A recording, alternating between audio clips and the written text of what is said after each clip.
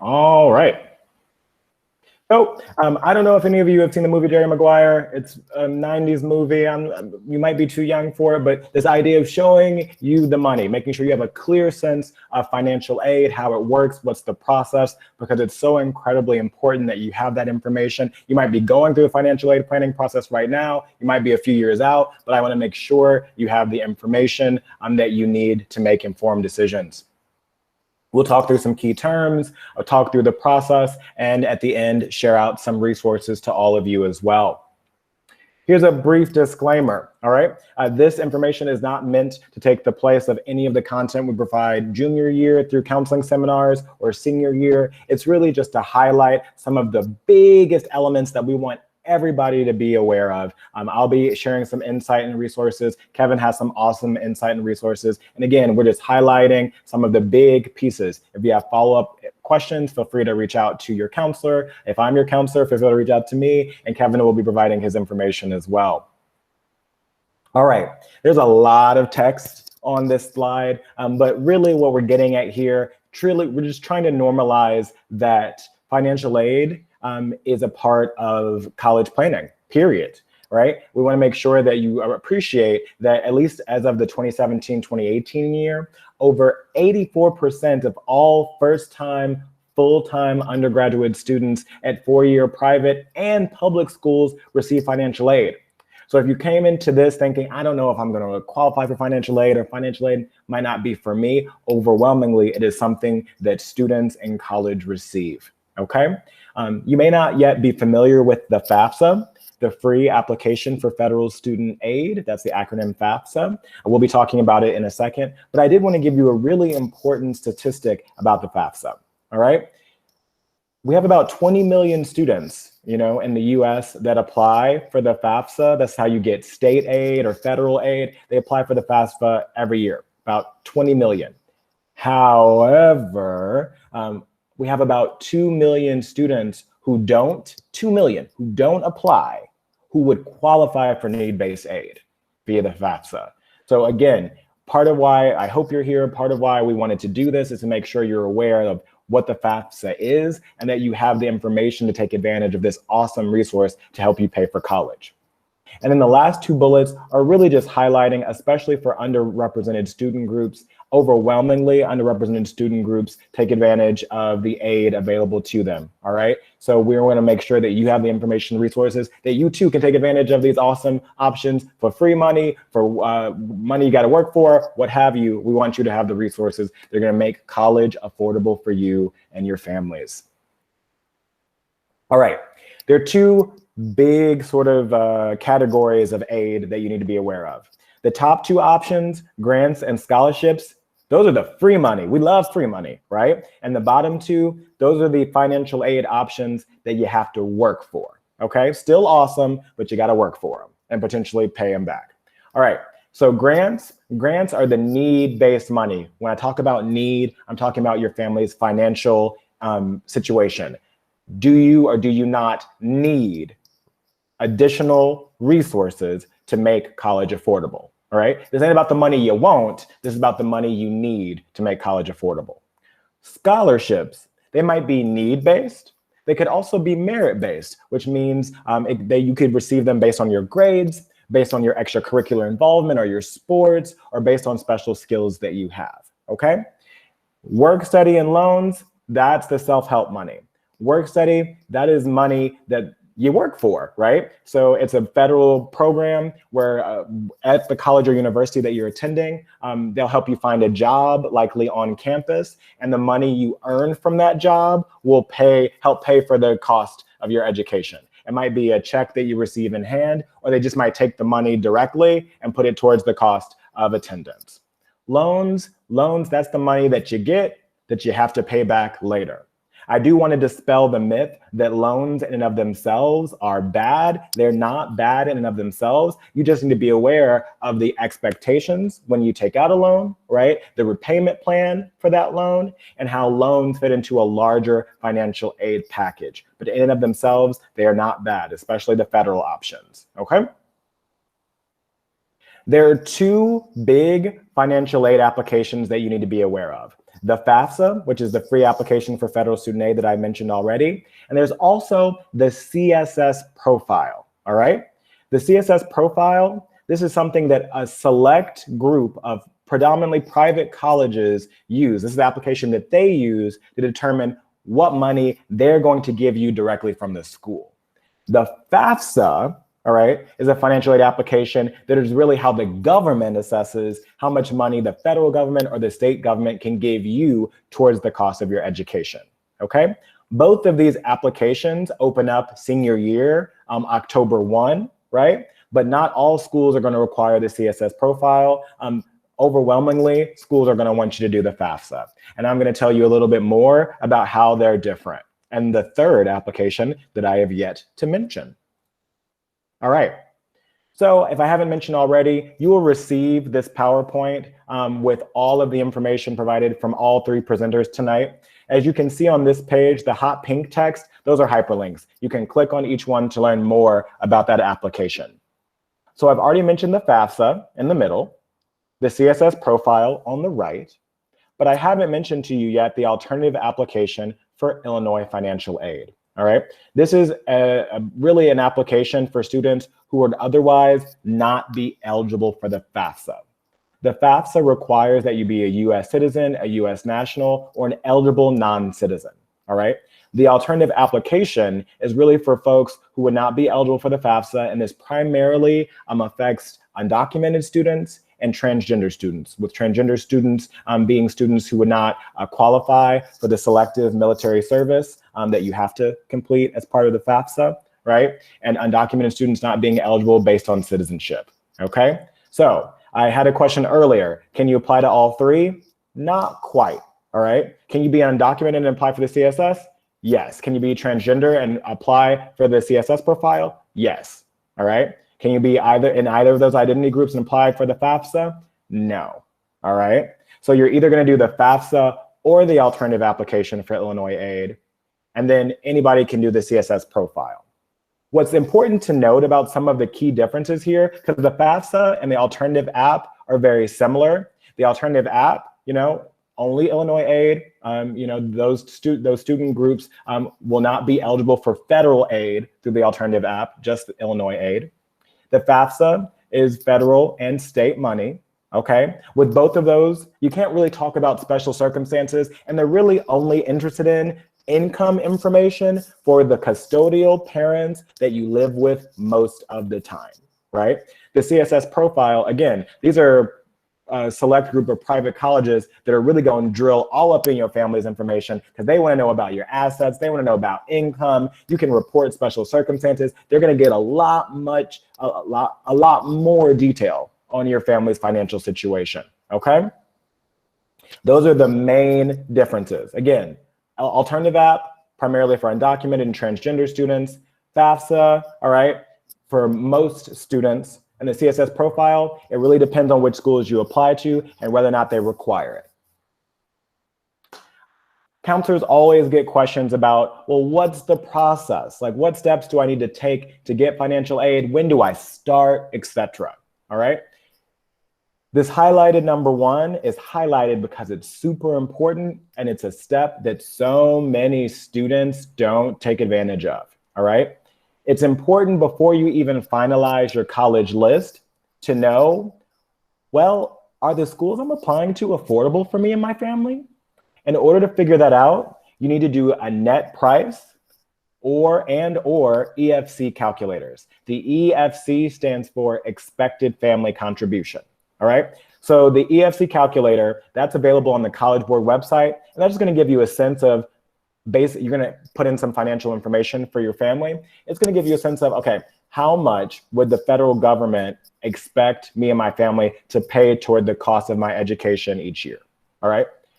The net price calculator, any college or university in the US that receives federal money is required to have a net price calculator on their website.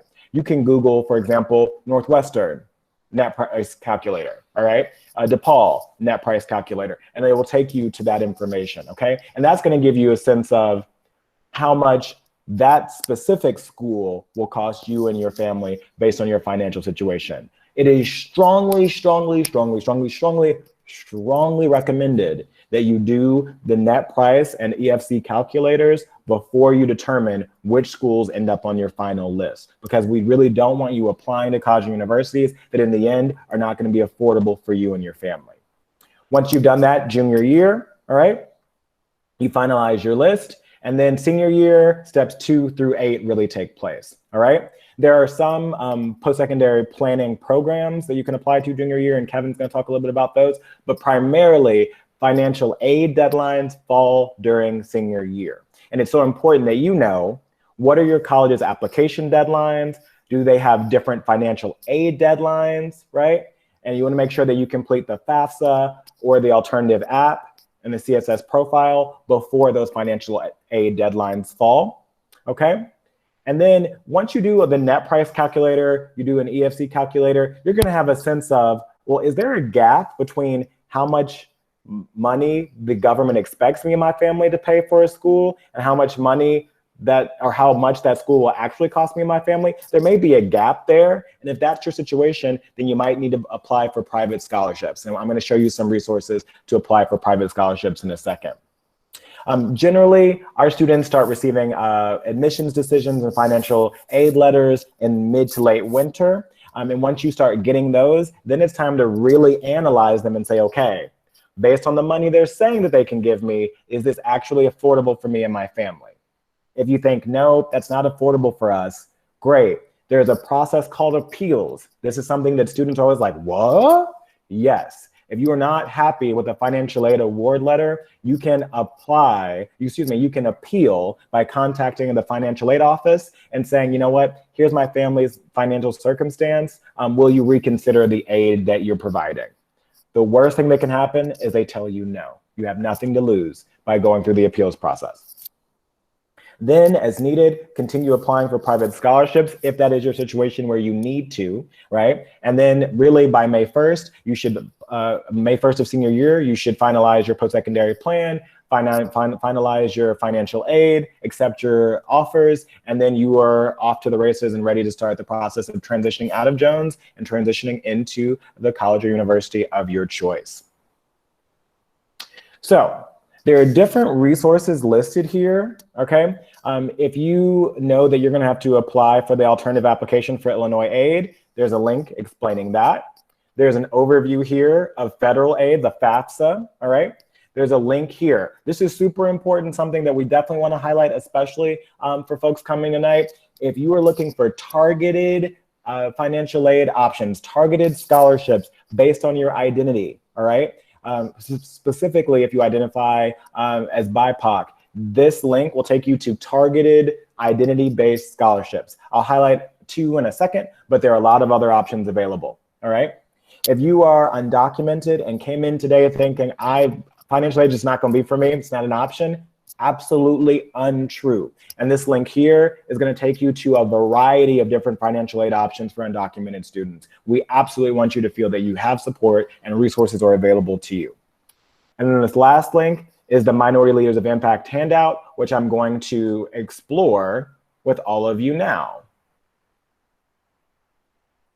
All right, so this document was curated by the counseling team specifically for tonight's event. All right, one question we always get, well, where do I even look for scholarships?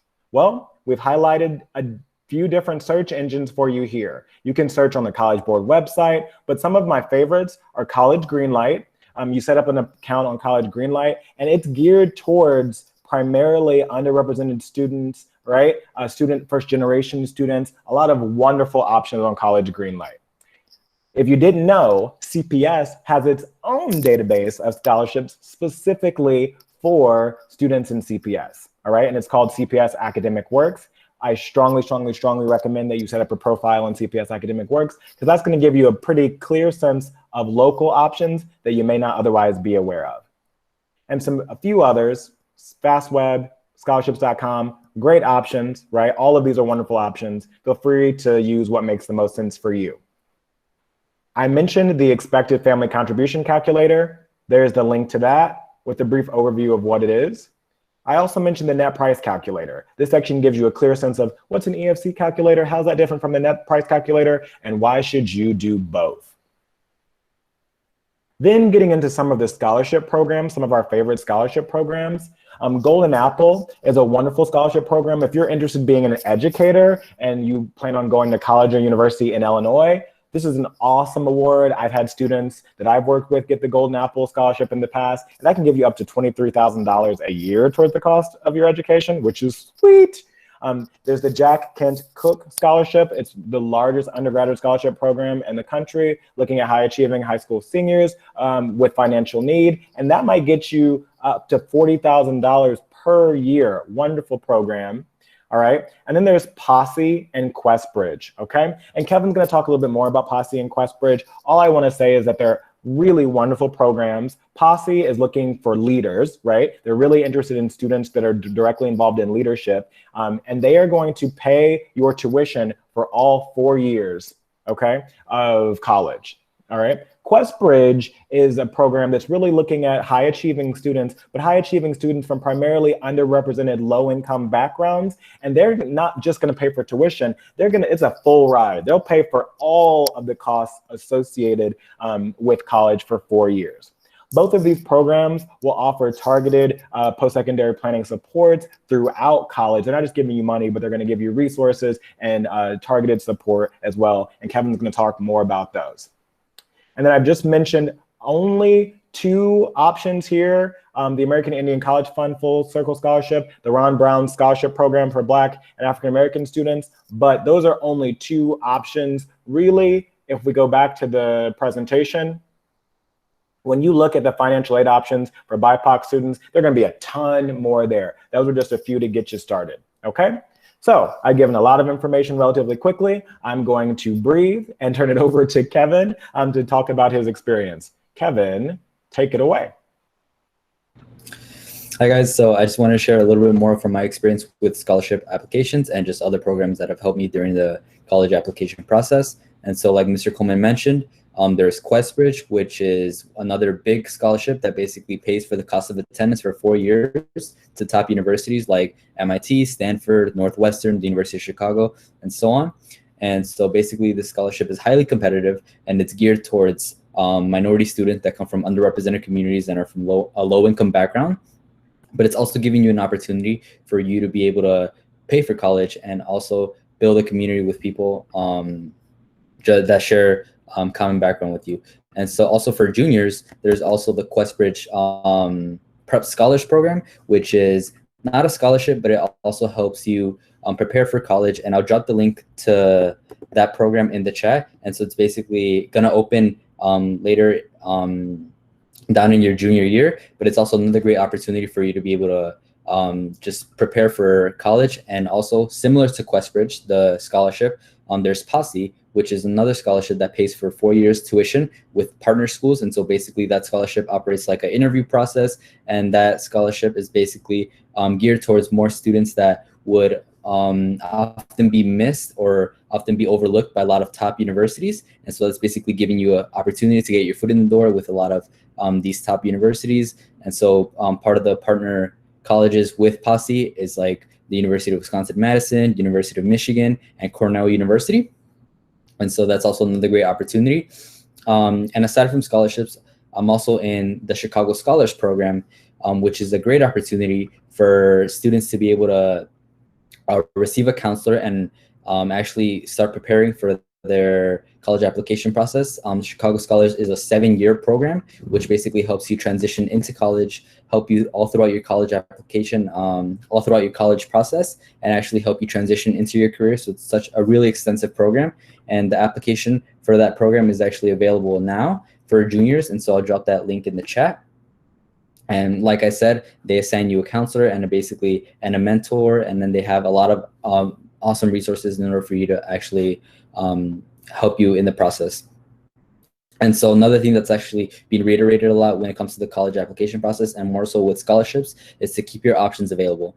You want to be able to apply to a lot of scholarships because we know that there's a lot of these big scholarships that everyone knows they're at a national level and they're highly competitive. And so those are great scholarships because those actually have a lot of money. But then we also want to keep in mind that there's actually a lot of local and targeted scholarships available that are available for students who identify with certain groups or who that come from certain backgrounds. And so those I suggest you really get a look at, because those actually can help you kind of just get that extra bit of money that you need for college. And so like that presentation that Mr. Coleman was sharing, there's a lot of awesome scholarship search engines that will help you kind of filter out scholarships depending on what your circumstances may be. And so it's such a great opportunity. So here we are, how to stand out. We're going to jump right in because we did introductions ahead of time. But as far as letters of recommendation, so for today's breakout, we are going to talk about letters of recommendation and then extracurricular activities. So the important pieces that we want to discuss is first, best practice. So with writing letters of recommendation, the best practice that we offer in the counseling department as a good rule of thumb, we suggest that you present to 2 to 3 core content area teachers. That those core content area teachers are coming from math, science, English, social science, and world language. We also recommend that you are reaching out to a more recent teacher. So if you are a current junior, start to think about teachers that you have in mind to write for you next year that you currently have. Now, because we are in a global pandemic and we are in a remote learning setting, it is very different. So think about the COVID implications on the relationships that you are currently building with your teachers, and how that kind of affects the way you're able to interact with them, the relationships you're able to create. If you have any teachers, maybe sophomore year, that you felt like you had a better relationship with than current teachers, that is also okay, but we do recommend to have a more recent teacher if possible with writing your letters of recommendation. We also recommend that you're reaching out to a teacher that you've been able to already cultivate a positive relationship with. So that's an important aspect when you're asking teachers to write letters of recommendation for you, is to kind of have that in mind. Are there any teachers? And if not, and you're a current junior, I want you to start thinking about how can you create and cultivate that positive relationship with your teachers. That may look different for every student, and especially in a remote setting. So if you need assistance with creating those positive relationships, speak with your counselor. I definitely encourage you to reach out for support as needed to kind of come up with ideas. But a great way to start is showing up in their ACT labs, utilizing that ACT lab time efficiently, and making sure you're able to create those relationships now. There's also a big difference between the counselor letter of recommendation and your teacher letters of recommendation that we wanted to make sure to highlight for you. So the counselor letter is actually sometimes called a written evaluation, and that is going to be more so of a holistic view of you as a person, not just as a student in the classroom. So your teacher's letter is going to be more of that classroom student perspective and how you were in their class specifically. And then the counselor letter, for example, is going to be some of the different cultural identities that you maybe want to highlight, and different aspects of yourself that you feel are really important come through that aren't necessarily visible in the classroom setting, wouldn't be readily available through your transcript, things like that. So these are supplemental aspects of your life that you want to make sure to add in, and something that you'll complete during the end of junior year with the counseling department is something called a self-assessment. And it's an extensive questionnaire where you will write down some of these important aspects of your life. And especially for my BIPOC students, highlighting those cultural identities that are important to you so your counselor can speak on those. That'll be something that's super important to make sure you're adding into your self-assessments, anything that you want your counselor to highlight. So the next piece with letters of recommendation is just how to ask and how to go forward with asking a teacher for a letter of recommendation. So in the counseling department, we do recommend that you start to think about teachers by the end of junior year. And sometimes we do recommend that you are asking those teachers as well. So not only thinking about the teacher that you'd like to write your letter, but asking them. And typically when we're in person, we definitely suggest an in-person conversation and you go see your teacher to request that letter. But since we are not sure what the spring is going to look like, we definitely recommend that you're at least reaching out through email. You can ask your teacher simply by saying, I have an example on here. Hi, Miss B. I was wondering if you'd be able to write a letter of recommendation on my behalf. You could definitely be more extensive than that, but that is a simple starting point for you to begin with writing your, requesting your letters of recommendation with teachers. We recommend that you're asking at the end of junior year because some teachers do like to write their letters over the summer to get them out of the way when they have a little bit more time than when they're teaching during the week, during the school year. So that is something that we definitely recommend. It's not an expectation by any means. There's time in the fall as well once we return to school. So the fall of your senior year, you can still reach out to those teachers to request letters, just as long as you're giving them enough time before your application deadlines. So all of these official requests will be completed through Naviance. So I do have Naviance hyperlinked as well, and we'll provide you with a link to our presentation later on. But the reason why we hyperlinked Naviance is because that is how you are going to officially request letters of recommendation in the fall of your senior year. So you don't have to do anything now or at the end of junior year if you're a current junior, but that is something that will take place during senior seminar. As soon as we start school in the fall, we really jump into that seminar series. So you will get all of that information on how to make that official request, but just know that that is going to occur officially in Naviance. That is how your teachers also keep track, because every teacher at Jones has a Naviance account. Another optional resource that we have for teachers with writing their letters of recommendation is the counseling request form. So this is a form that we use every single year, so teachers are familiar with that form. And it's just a way for them to keep track of your application deadlines. Some teachers will opt into using it and request it from you, so that is what we're referring to. We typically have it located in Naviance if you're a current senior. It is under the senior year documents in Naviance, so you can locate it there.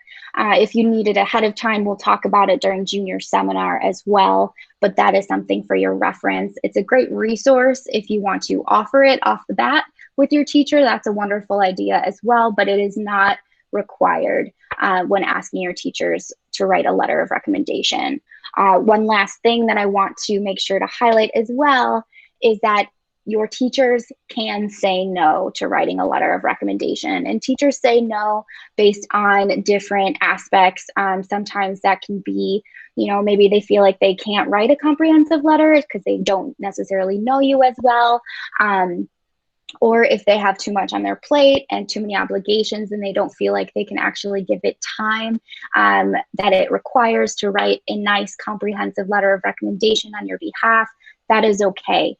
If that occurs, I definitely recommend that you reach out to your counselor if you're kind of stuck with who to request a letter from.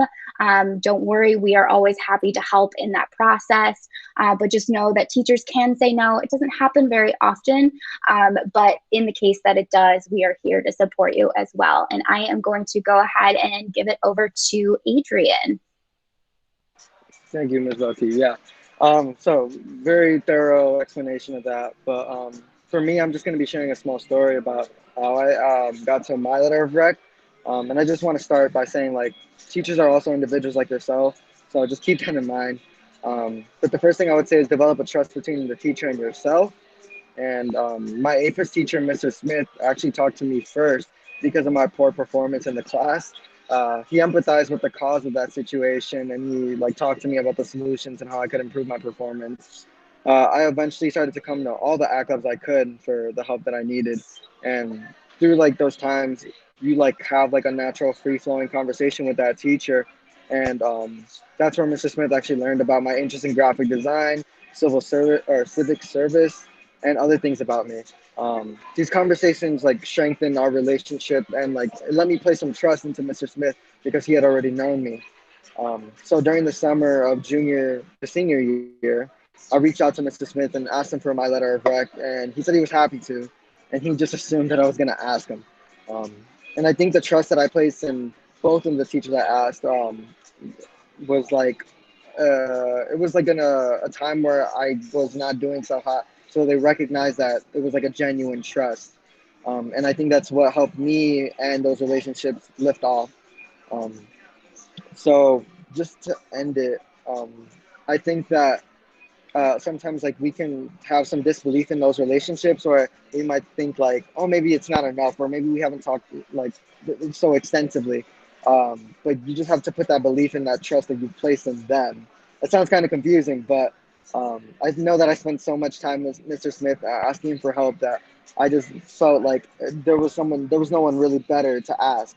And all these teachers at Jones are all looking for your success. So I wouldn't ever be too scared, because it's not like they're all just trying to shoot you down. So that was my experience with it. Awesome. Thank you for sharing, Adrian. We really appreciate the student perspective when it comes to writing letters of recommendation. Now I'll talk a little bit about extracurricular activities, and specifically there are two myths that I want to debunk for you today. So the first myth is that you have to do a lot of activities to look good, and the second is that certain activities look better than others. Folks, this is simply untrue. Colleges and universities want to see participation in activities that are meaningful to you. So passions are super important. That can be with specific clubs, sports, your volunteer work, any work experience. All of those things count as your extracurricular activities. And guess what? Taking care of your family and responsibilities at home count as extracurriculars. So if you're not able to join a club or a sport specifically at Jones because you have family responsibilities at home, or you have different responsibilities at home, whatever it may be, whatever your situation may be, they're still valid and they count. So please keep this in mind. I have a lot of students that will say, you know, Mrs. Belke, I don't do anything outside of school. And then I ask them a little bit about their personal life, what they do at home, what are their responsibilities. And it turns out there are a lot of responsibilities at home. So those are the things that I want to make sure we're highlighting with you today, especially when you have other obligations to worry about at home. It is okay that you haven't been able to join a specific club at Jones, or you're not able to join a specific sport at Jones. That doesn't mean that you don't have any extracurricular activities when it comes to your college applications. Working to help your family also counts as well. So that's something to highlight. If you work to help your family, that also counts as your extracurricular activities. So that's something that you want to make sure you're highlighting in your actual college applications as well. Any supplemental essays or any areas where you can add in that information, that is really wonderful. And then also a tie back to the self-assessment for the counseling department at the end of junior year. This is a great spot for you to be able to indicate and tell your counselor what your responsibilities are at home. And these, we ask pretty extensive questions as well. So there will be a spot for you to kind of add in that information and whatever you feel like is something that you do outside of school that counts as an extracurricular activity. But the main takeaways that I want you to have today is that you do not have to have a lot of activities. The schools are looking for substance. They want to make sure that you are involved in things that you actually care about and you're passionate about, or you have an interest in, not something that you're just adding to kind of look good on college applications. And then again, that certain activities look better than the other. And Adrian can talk a little bit about his personal experience as well. So I will give it to Adrian. Yeah, you said it perfectly. I think that everyone believes that there's a perfect activity, but like you said, it's a myth. There's no one size fits all situation. I remember my freshman year being in the Jones lobby and overhearing many people talk about key clubs, because freshman year you got to join a club. You know, you got to be involved right away. Everyone has to know what they're doing. And after asking some of the students, they all responded and said, because it looks good for colleges. And that's just something I learned that you shouldn't do. Like, anyone shouldn't be doing it for that superficial reason. When you're looking for activities to participate in, don't do it for that superficial reason. Don't do it because of a college. Do it for yourself. If you are looking to join a popular club, like Q Club, make sure that you're finding a way to involve yourself and put your own resources into that club, and therefore enhancing that club. Don't just be a sitting duck. You would like to probably see an executive role if you're interested, like truly interested in that popular club, or if not, coordinating your own event within that club. And I think another tip that Ms. Belkey brought up was to bring one or two interests in all of your activities. For example, if you're an artist, I would expect to see like a couple of clubs or extracurriculars that are related. And I don't think it's very smart to have like that max 10 club limit on the common app, but not one of them is related. You don't have high service hours for any of them. I think every admission officer is going to question the integrity and think it's a little fishy. So I don't think anyone should ever like shortcut their way out of extracurriculars. If you're passionate about something at Jones, you're definitely going to find a group of people that are also passionate. So I wouldn't ever shortcut yourself there. Awesome. Thank you so much, Adrian, for your perspective once again. Folks, we are now at the question piece, so we can start to take questions. If you could either type your question in the chat or type your name in the chat, and then we'll call on you to unmute, and then we'll both answer your questions to the best of our abilities. We have about 8 minutes left. And if you would like to ask a personal question about like a debate between two clubs, like I can give you that perspective as a student. If it's anything personal, like too personal, then obviously if you're comfortable or not, it's just that debate. But if you have any questions, please let us know.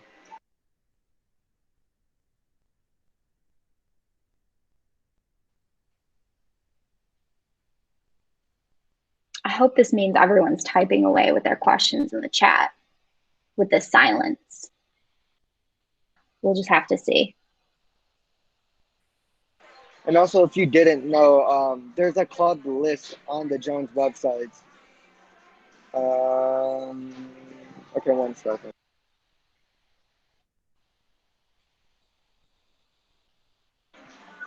So I actually have a good perspective on that, Ada. I'm sorry if I'm butchering your name.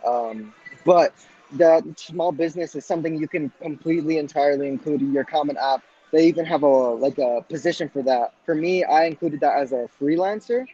One second. So I included that position as a freelancer since I am a graphic designer. I work with a bunch of small independent creators on the internet. And that was my business. I thankfully was able to make revenue through there. So that was my small business. On the Common App, it asked you if you had a paid position somewhere and if it was under a company. And there is where I wrote my own name. And it felt good to, invest in myself in that way, time. And I had some sort of return in money. I think that I integrated that in like a lot of my essays too, how even though I was more, because I am applying for architecture, even though I'm more related into the arts, I had some background in business, and I talked about my experience as running my own business and learning how to grow up at the same time, because those are two different battles you're fighting there. But when we want to like weave these in, we're gonna like look at more of the common application, how they ask us to weave these in. So that would be in the activity section in the Common App, and then 2 in your supplemental essays to the schools that you're applying to, because they'll most likely have a personal question about a battle or a challenge that you face. So you can like expand on that topic and talk about the intricacies of your small business. So hopefully that answers your question. If not, I can follow up.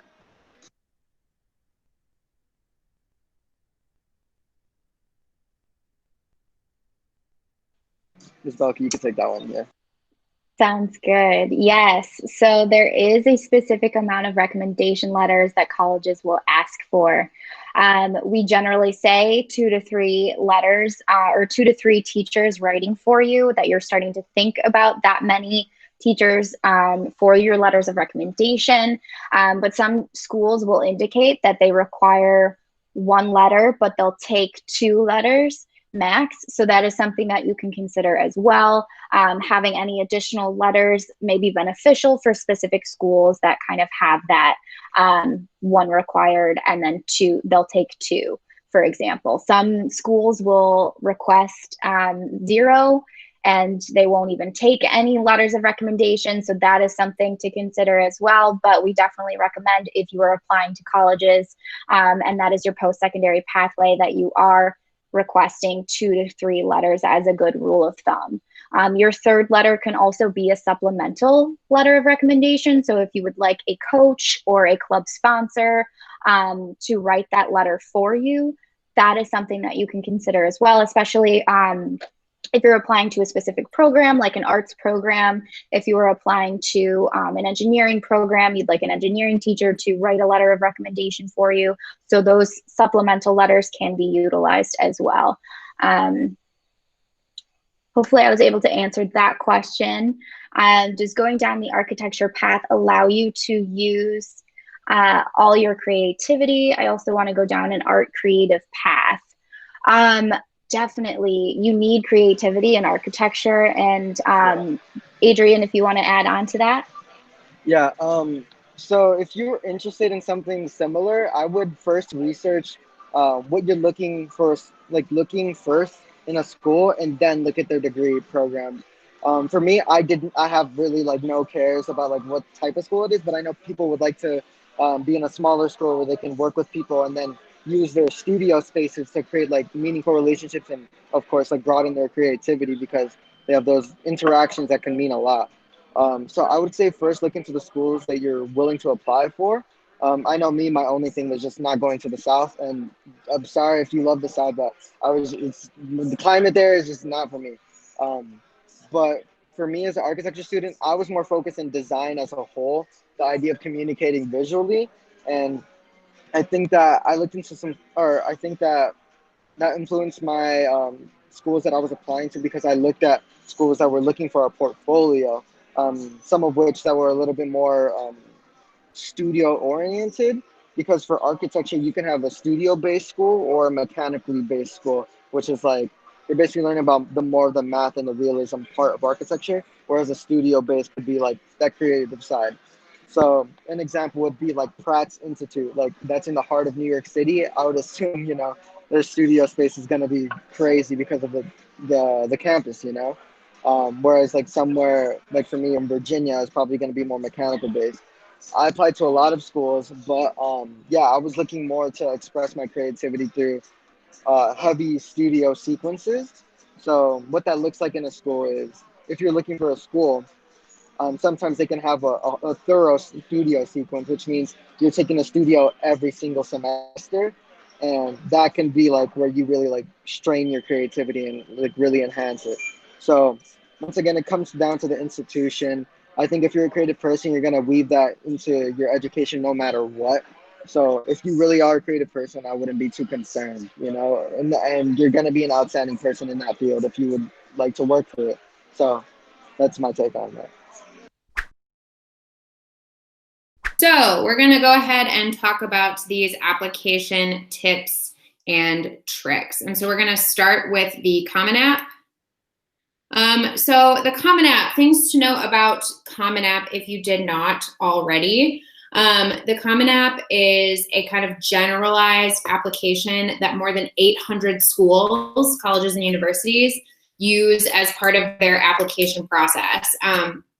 So Common App is really nice because the actual application itself, the part where you have to put in your demographic information and your extracurriculars and your academics and your test scores and the classes that you've taken and the grades you've got, you only have to do that once, and then you can send that information to multiple schools. So the Common App is something that you should become pretty familiar with by the time you get to the fall of senior year. The application goes live in August of each year, which means that you can start turning it in. So for the class of 2022, it will go live in the fall of 2021. So if you're going to graduate in 2022, you can start filling out the Common App in August of 2021 and actually turning it in, if that makes sense. You can make an account prior to that, and we will do that with all of you folks in May of your junior year as part of your seminar series with the counselors. So keep that in mind. One thing is you can create an account, but you don't want to start working on it too soon in the actual application, because once it refreshes right before it goes live in August, you can lose your work. Okay. Common App, I say this to my students all the time, Common App will be your best friend. It is much more streamlined than having to apply to a bunch of different schools on their own application. Now, a lot of schools will use Common App, but also have their own internal institutional application. Students often ask, well, do I get like a leg up if I use the school's application versus the Common App? No. And then they say, well, do I get a leg up if I use the Common App versus the school's application? Also no. However, the Common App makes your life much easier. And like I said before, you only have to put in that information once. When you are a junior in May of your junior year, as part of your seminar, we will walk you through the Common App together. We'll actually make the applications and we'll go through it so you have a really good sense of what is on there. A couple of important things to know about the Common App. So in addition to that, like general information that you're putting in, your extracurriculars, your family, demographics, all of that good stuff, there's also a writing section. We're going to talk about personal statements in just a second, and Angelica is going to share some of her experiences with writing a personal statement. But there are two other kind of like writing areas that we want to highlight for you folks when it comes to like special considerations with Common App.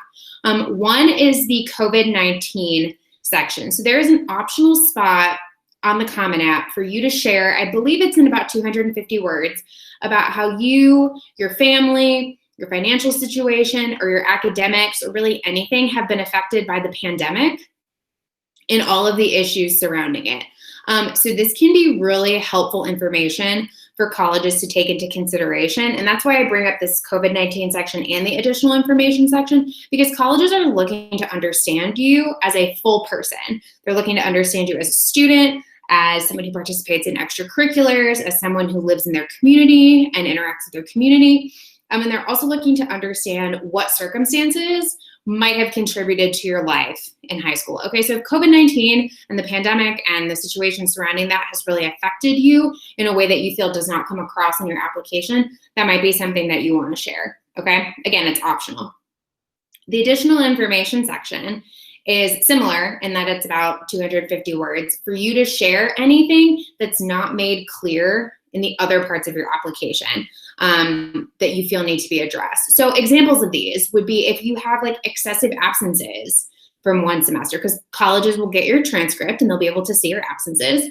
Or if you have a semester where your grades were out of character for you, if you're normally an AB student and you have a semester, maybe your sophomore year, where you had D's and C's, this is something that you're going to want to talk about so colleges know what the scoop is, right? So they know what's going on. If you had a loss of a family member, if you got really sick, I had a student a couple years ago who missed like 60 days of school because he had mono. Okay, this is something that you can address in the additional information section. So that is Common App. I'm just gonna come back to this way. Sam or Angelica, anything you wanna share about Common App before we move into personal statements? Yeah, I think it's definitely, if you have the option to apply through Common App with your schools, I'd say definitely go for it, because it's really easy and way more organized, I'd say, than trying to go to individual schools' application portals, because it's literally listed right in front of you. It tells you all of your due dates, and it's really made a lot of difference in my sort of application experience. So I definitely recommend using it.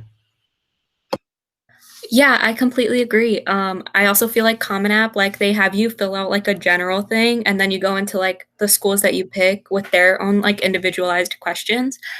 So it makes everything, one, more organized, but also like you could do it in parts because it automatically saves. So like just in case you like miss something, like you don't have to like worry about it being like, oh, and they have like confirmation for everything, which helps a lot, because I know like some of the universities that I had to apply through outside of it would like just be in one go, and I'd be like, whoa, what if I miss something? So it helps a lot.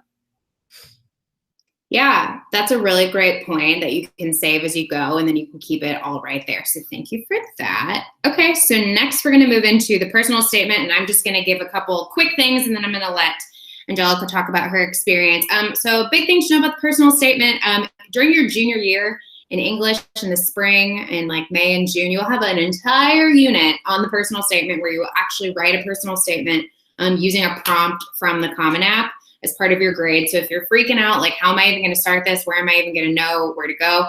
Fear not, you will be focusing on this for a while. Something to think about with your personal statement is your identity. If there's an aspect of your identity that you feel is really important or really relevant to you, the personal statement is a really good opportunity to bring that into focus, especially if you feel like that's not come across in your application anywhere else. The personal statement is a really good opportunity for you actually to use your voice in ways that sometimes you can't do until you get to this part of the application. And then the 3 T's, as we call them, when it comes to personal statements, your topic, your tone, and your technique. So when it comes to the topic of the personal statement, you want to be really specific. Try to avoid being vague. If you're answering a question, you want to make sure you're answering that specific question. So if the question is something like, tell me about a challenge that you faced and how you overcame it, you want to specifically identify the challenge and specifically identify how you overcame that. Okay, you don't kind of want to skirt around that. Tone is really important in how you're writing. You want to write like yourself because you want to sound like yourself because you're presenting yourself, right? But you need to be careful to strike a tone. You're not going to be writing like you're talking or texting with your best friend, but you're also, this isn't a job interview, right? It's not super formal. So you need to kind of find that balance of informality and formality. And then you want to stay true to yourself. You use your I voice as well. And then when it comes to your technique, that kind of comes back to that English class information, right? How are you telling the story? Do all the pieces make sense? Grammatically, are you on track, right? So you want to keep those 3 things in mind. And then a resource that we recommend for you folks is the College Essay Guy. If you go to his website, he has a ton of resources. Some of them you have to pay for, but most of them are free. Like when you go to his website, you can log in and he will send you like a free ebook on essay tips and things like that. So that's a really good resource as you start to think about that. And then Angelica is going to share her experience with writing her personal statement. Hi, everyone. For the personal statement, there's a really big misconception about it. That's basically like you have to talk about something that's very hard that you've gone through in order to show character development. But that's not always the case. Like I know when I wrote my my personal statement in junior year, because it was a part of my English class, I ended up writing about coming out, but I ended up feeling like I wasn't really passionate about telling that story because I wasn't very comfortable with talking about it in a personal statement. And like I ended up like doing it once. I made one draft, I turned it in for my grade. And then like during that whole summer between junior and senior year, I did not touch it. I didn't look at it. I literally was like, I'm just going to ignore it until it goes away. And then I actually went to a personal essay workshop during the summer around August. And the main thing that they said was like, you don't have to talk about anything traumatic as long as it highlights something that you identify as, like aspects of your personality that aren't shown through academics. And that could be simple things like loyalty, confidence, like self-esteem. Like it's just things that highlight you as a person, not as like this whole experience defines you. It's more so like, who are you? And so I ended up switching up my whole essay. And so they literally said during the thing it could be as simple as something that you do every day that seems really small, but it means a lot to you. So I actually ended up writing about being vegetarian in a Hispanic home. And so like my essay like went on the whole ideas of not only my identity as a Hispanic woman, but also my own personal journey through like being a vegetarian and like going through like them not really accepting that I was vegetarian because like we eat meat so much. But yeah, it's literally as simple as like, oh yeah, I changed like a small part of my life that like I felt really helped me develop as a person. And so you just have to keep that in mind. Like you don't have to talk about something traumatic. And if it's something really simple, even like everyday things, it could really make your personal statement pop out. Yeah, awesome. Thank you so much. Okay, So then when we talk about creating a college list, I'm going to go through this super fast because y'all are supposed to move at 4:30 and I want to make sure we have time for questions. So when it comes to creating a college list, you've probably heard things like safety school, reach school, match school. That's not really terminology we use anymore. Instead, we think about colleges as the first choice college model. So if you, as you look to put together your college list, you want as many schools as possible on that list to meet these criteria that make a first choice college. 1, the college meets your current academic profile. Okay, when you apply to college in the fall of your senior year, colleges will get your grades from your freshman year to your junior year. So you want to make sure as you start thinking about this, maybe as you start putting that list together in May of your junior year, you want those colleges to match your current academic profile, not what you think you're going to get when you crush your finals, not what you think you're going to get when you study all fall senior year, okay, what you currently have. You want the social and cultural pieces to be a good fit for you. We'll talk about this later when we talk about, or in a second, when we talk about fit, we really talk about you feel like you belong at that school. You feel like you could be happy there. You feel like socially you could flourish, okay? Your financial needs will be taken into consideration after you folks are done with our presentation. You're gonna bop over to Mr. Coleman and he's gonna talk about all of the good financial aid stuff, so you're gonna wanna keep that in mind. Selectivity, how selective is the college? Are they only accepting like 0.001% of the students that are applying? And then finally, you're excited about it, okay? A college can meet all of these other criteria, but if you're just like, whatever, you might not be so interested when you get there and you might not stay, okay? Because when we think about creating college lists, we want colleges that you can get into, and then we want colleges that you can be successful at. Okay, you'll be able to use Naviance as a research tool. If you don't know too much about Naviance, rest assured, we will teach you all about that. And then special considerations when you're putting together your college list. When we talk about diversity on campus, you want to think about your identities. And of your identities, the ones that are most important to you, how are those identities represented on campus? How are they represented in the student population? How are they represented in the faculty? Okay. Also, what diversity initiatives are on campus? Not only what are these colleges saying that they're doing to promote diversity, what are they actually doing to support on-campus diversity? Okay, that can be very important because colleges will always try to put their own best foot forward. They're recruiting you, right? They want you to go to their school. So you need to figure out what's actually going on. Resources on campus, you might want to look for affinity or cultural groups. A lot of colleges have student organizations based on different identities that can be really helpful for folks in getting to meet people and being involved in activism and all kinds of things like that. Some colleges have TRIO or Upward Bound programs, which are for minority students. These are programs that are on campus to support you in your transition to college, so you might want to look into that. A pre-college resource that can help you put together a college list is Chicago Scholars, which is an opportunity for students to work with a outside counselor to kind of put together a college list and get some additional college counseling. And then a really big thing here, when you're putting together your college list, this can be hard today when we're staying at home and we can't really visit, but get the student perspective. Talk to actual students who are on campus. If you can talk to students who share similar identities as you, that can also be helpful too to get their perspective on what's actually going on campus, on how they feel the campus is a fit for them. And then one other resource that we talk about a lot is read the school newspaper, right? Because campuses can say they're doing whatever, but the school newspaper is going to be reporting on what's actually going on. So these are all things to think about when you think about putting together a college list. And now Sam is going to talk about how he put together his list. Yeah, so I'd say one of the main things that helped me a lot in deciding my college list was knowing what I wanted to study. Because obviously college is a lot of things, but if you go to college, you're gonna have to study something.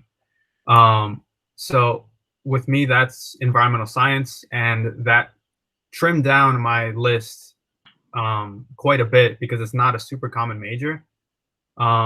So not only did it help me a lot with deciding what, like, the types of places I wanted to go, after I figured that out, I was able to pick and choose, okay, what location, what types of schools, public, private. So it'll help you a lot in that sense, but it may also maybe restrict your options, because for me, I was really interested in like liberal arts schools, like say the Claremont colleges, something like that. But because I want to go into a STEM major, that isn't always an option. So that has been the main thing for me. And I know not a lot of people have that figured out for them. Even when going into college, there's a lot of people who do go in undecided, and which is an okay thing. And for that, I'd say just have a good idea of what your interests are going into it. Because if you don't have one set option, I'd say just if you can go to a school, or if you are deciding your college list, see what options are available for you, and maybe once you go in undecided, you take a couple classes and you can figure out what you sort of like. Yeah, thank you so much. I'm going to stop presenting because that will bring us to the end of our presentation. And now we have a few minutes for questions. So if you have a question for me or for Angelica or Sam, you can definitely type it in the chat. If you'd rather unmute and just ask, that's totally fine as well. What questions can we answer for you? When applying to college, how many extracurriculars are colleges looking for? Like, what's a safe number to have? Yeah, so Sam, Angelica, thoughts? Yeah, I think a lot of people kind of have this misconception that like, oh, the more extracurriculars the better. But a lot of times, like I've heard from different admissions counselors from different schools, that's probably one of like the things that they want to see like the least, I'd say. They want to see that you're dedicated to something rather than you're sort of cherry picking different activities just to make it look like you did a lot. So things that they're going to want to see is like, okay, well, maybe you stuck with a club that you joined from freshman year all the way to like senior year, or maybe you were sort of really involved in something outside of school, even like whether it be a work experience, whether it be volunteering, something like that. Because an activity can even be like, stuff that you have to do at home, like maybe like what are your hobbies, something like that, chores, whatever. So I'd say just keep it to really like what you've dedicated yourself to. So whether that's, one or two things, or maybe it's like 4 or 5, something like that. Because I know Common App gives you around like 12 options or so. 10 options. So definitely you don't have to shoot towards filling that list, maybe like 4 or 5, something like that. Yeah, thank you. That helps a lot. Oh, yeah. So the Common App gives you 10, but it's just more so like the point is like the value of those activities to you as a person. So, yeah. Yeah, and I think something that Sam said that is super, super important that I just want to repeat is that if you have responsibilities at home, if you are watching siblings, or if you are working with your family, or if you have responsibilities at home at all, colleges consider that an extracurricular because that's something that you're involved in, that's something that you're responsible for outside of your academics. So keep that in mind. And then I saw a question in the chat. How many essays do we need to write for each application? It kind of depends. Some schools will have supplemental essays in addition to the Common App personal statement. Sometimes those are kind of short essays. Sam, Angelica, can you talk about your experience with that super quick? Oh, yeah. So I know like my biggest thing was my personal essay. Like you should get your personal essay done like before you do your essays for your regular colleges, because getting your personal statement done, especially for Common App, helps a lot, because then for applications that only require personal statement, you could just turn it in like right then and there. So some applications only require your personal essay, but I know for like Ivies, they have like 8 different questions of like short answers. They have like 3 essays that you have to write, but some other schools are like 1 essay you have to write, or like 2 short answers. So it really depends on the schools that you're going for. But yeah, thank you. And then I can take this next question about how many schools is too many to apply to. I think it really just depends on how well you can manage your time, because I know people who are applying to like 20 plus schools, which is kind of, I mean, for me at least seems like a lot of schools, just because I'm only applying to maybe like like 10, 13, which is again a lot to some people, but it really just depends on how well you can manage your time, your school workload, stuff like that. And your list kind of changes throughout your time applying too. So yeah, I'd say just make sure like it's a manageable amount and you're applying to the schools that you really want to apply to.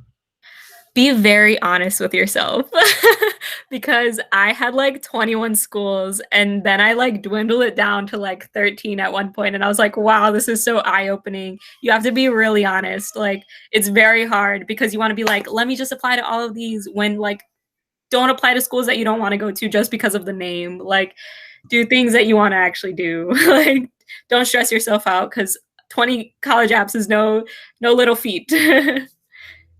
Yeah, I could not agree more. As a general rule, your counselors will recommend that you apply to about 5 to 7 schools. I did once, I always tell students this story, I had a student apply to 35 colleges. And the problem for her became she started getting into all of them. So then how do you make a choice? But yeah, 5 to 7 is generally what we recommend. We've got time for, I think there's one more question in the chat, and then I'm going to send you folks to Mr. Coleman. Do we list volunteer hours as an extracurricular? You absolutely can.